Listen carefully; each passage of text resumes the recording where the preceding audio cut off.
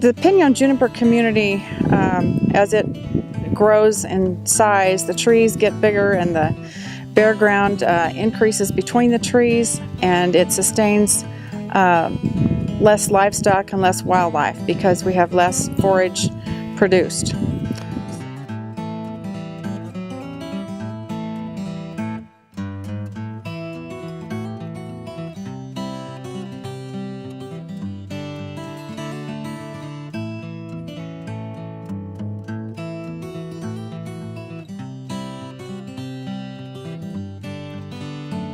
There's different types of brush management, but the particular type that we've done here, the grinding, we like specifically because we leave dry matter on the ground that eventually gets incorporated into the soils. It increases the organic matter. You see more diversity of plants, shrubs, and forbs that we didn't have here before. Typically, when the trees are closer together, there's more bare ground and more of a monoculture underneath. And therefore, it sustains less wildlife and less livestock.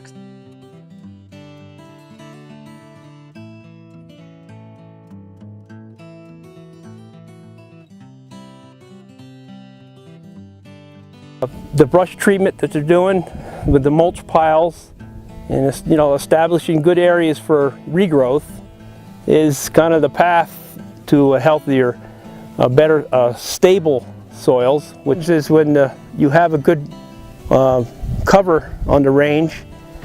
It slows down mainly here. There's a lot of wind erosion, but also when it does rain, it holds the rain in place. It doesn't run off. The soil is more porous, and infiltration rates increase the amount of water that gets deeper into the root systems. Making grass communities multiply is all hinged on the amount of moisture that the roots get and how much the microorganisms get to produce usable nutrients for the grass roots themselves for grass regeneration. When they do the brush treatments, they eliminate a lot of the trees that take a lot of the moisture and nutrients away from the grasses. Now when the grass cover comes back, it's going to be a better carpet, and it's going to be a better absorber of rain and retention of moisture.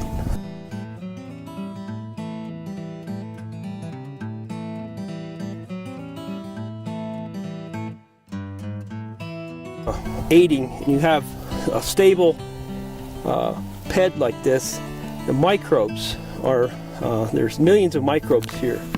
The microbes aid in breaking down the minerals for the uptake for the roots.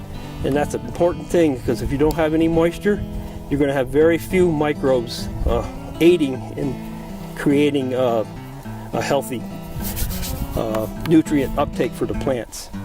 And also wind control. Of course, we get a lot of winds in northern Arizona in the spring. This will help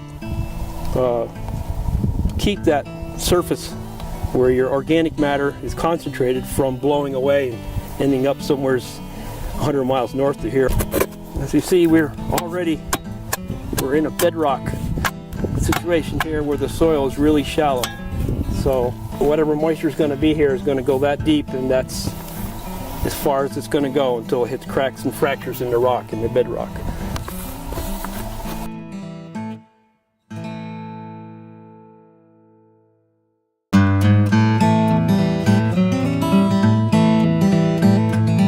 And we're standing here on a recently completed project where we've come in and removed a bunch of the juniper trees that were here. The reason we need to do this is over the last 100, 150 years, juniper trees and trees in general have increased substantially.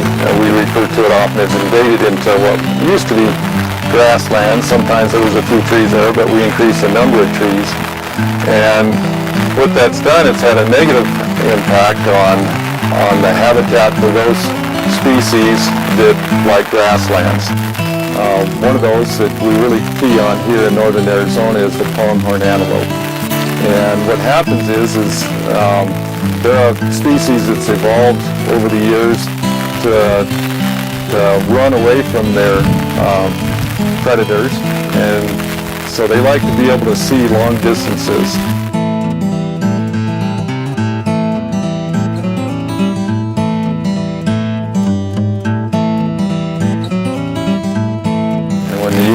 trees they can't see, and so therefore they no longer go into that area like they would have in the past. And it reduces the amount of habitat. We also have a lot of elk in this area, so we're trying to design this practice to help the elk as well. And so you'll see that not all the trees have been removed. In fact, there's an island of trees behind me.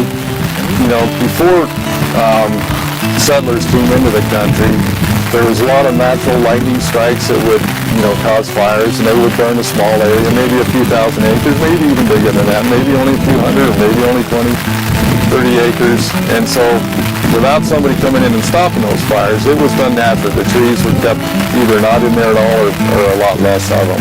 Well, in this arid environment, you know, there's limited water, so when you have a lot of trees, just to sustain those trees, they use most of the water, and therefore you don't get a lot of understory.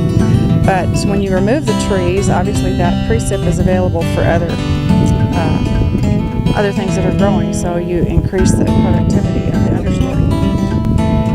And also this slash that's left holds the moisture under the soil, so that it doesn't evaporate as much. It also reduces and minimizes erosion, wind and water erosion. I think this land was meant to be used to